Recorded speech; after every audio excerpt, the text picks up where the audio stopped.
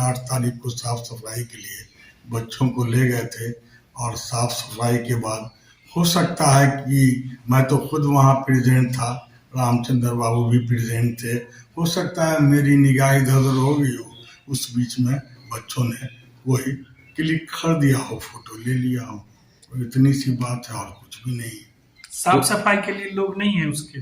नहीं, उसके लिए तो साफ सफाई तो ऐसे उनको कुछ बताना भी था हिस्टोरिकल फैक्ट्स के बारे में कि राज रजवाड़ा राजा महाराजा किस तरह रहते थे, क्या पहनते थे, कैसे, ये सब बात। बच्चों के द्वारा ही साफ सफाई करवाते हैं उसका? नहीं कराते नहीं, चूंकि ये बच्चे हमारे 3rd सेमेस्टर के थे, बार बार ये जिज्ञासा थी कि सर जानते उसमें क्या है, देखते, तो मैं उनके साथ ही था ऑल द टाइम। अब किसी टाइम में मेरी निगाही तो है इधर से उधर हो गई होगी, तो उन्होंने फोटो खींच लिया। मिथिला विश्वविद्यालय के अधीन हमारा महाराज साहब का संग्रहालय है। उस संग्रहालय में हम लोगों की शंका ये है कि वहाँ पे कई दुर्लभ चीज़ें हैं और कई मतलब पुरातत्व से रिलेटेड चीज़ें हैं, उनका दुरुपयोग कहीं ना कहीं और उनको नष्ट करने की बहुत बड़ी साजिश की गई है। वहाँ पर अभी हम लोगों को सोशल मीडिया के माध्यम से बहुत सारा फोटोग्राफ्स मिला है जिसमें ये साफ साफ दिख रहा है कि जो उपद्रवी बच्चे हैं या फिर जो भी कर्मी हैं, हम नहीं जानते वो कौन है, उनके द्वारा चीज़ों को नष्ट करने का एक प्रयास किया गया है, उन सामानों गलत ढंग से उसका इस्तेमाल किया गया है। और हम इसकी पुष्टि नहीं कर रहे हैं, लेकिन हमें इस बात से ये आभास हो रहा है कि कहीं ना कहीं उन सामानों को नष्ट करके या फिर चोरी करके या चीज़ों को वहाँ से हटाया जा सकता है या उसका दुरुपयोग किया जा सकता है। कहीं ना कहीं हम लोग यहाँ आज हैं दरभंगा दरभंगा महाराज के चीज़ों को संरक्षण करने के लिए, उनके इतिहास को संवर्धन करने के लिए उन्होंने जो किया है मिथिला इस देश और पूरे हमारे राष्ट्र के लिए, उसको हम लोग जीवित रखें चीज़ों को, और ये हम आप ही कर पाएंगे, तभी संभव होगा, क्योंकि हमारा इतिहास जो है वो बहुत ही धनी है।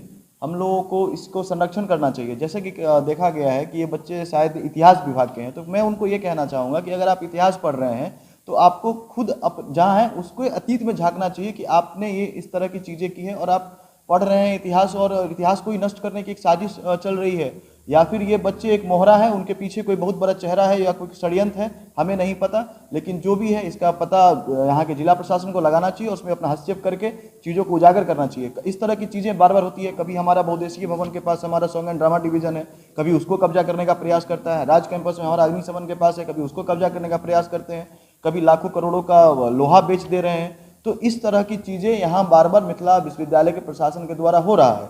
इसलिए हम लोग आप लोग के माध्यम से कहना चाहते हैं कि इन चीज़ों को अविलंब रोक होनी चाहिए। अगर रोक नहीं करते हैं तो हम लोग माननीय उच्च न्यायालय के शरण में हैं, हम लोग फिर न्यायालय के दरवाजा खटखटाएंगे और मिथिला विश्वविद्यालय जिस तरह की चीज़ें कर रही हैं उनको अविलंब रोक लगाना चाहिए, नहीं तो हम अपनी कानूनी कार्रवाई करने के लिए बाध्य हैं। इस तरह से आपको धरोहर के साथ छेड़छाड़ हुआ है, इसको लेकर आपने कोई शिकायत की?